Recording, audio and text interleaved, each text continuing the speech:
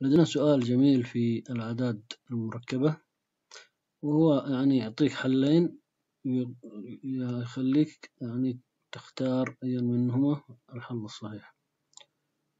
طيب، يقول أي الحلين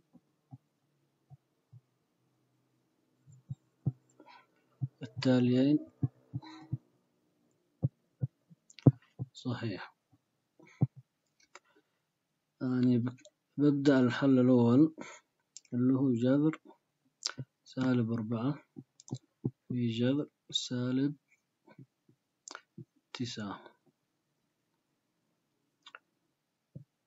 الحل الآخر هو جذر -4 في جذر -9. إذن ممكن حل هذا بالشكل التالي. نقول جذر 4 في -1. -1 هو عبارة عن إيش؟ تاء تربيع. ونفس الكلام جذر -9، اكتب جذر 9 في تاء تربيع. خواص الجذور أستطيع أكتب جذر 4 في 9 في تاء تربيع في تاء تربيع بتاء أس 4.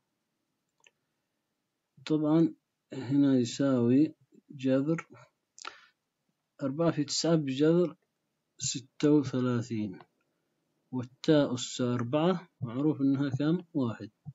إذا في هذا الأخير يساوي 6. لنشوف الآن الحل الآخر، وهو ممكن أكتب جذر -4 بالصورة التالية. جذر 4 في -1 في جذر 9 في -1.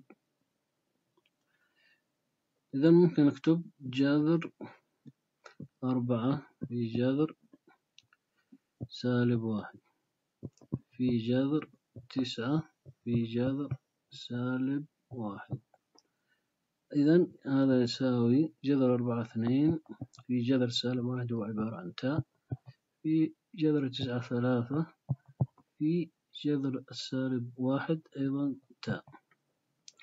بالتالي يصبح من 2 في 3 ب6، والتاء في تاء بتاء تربيع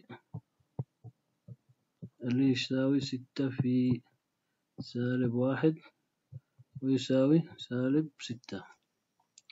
إذا الآن أي منهم الحل الصحيح؟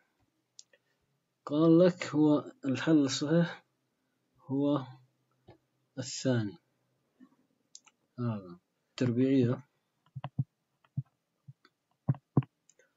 التربيعية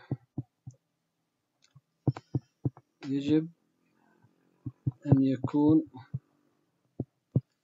مجذورها عدد صحيح موجب اتحاد الصفر.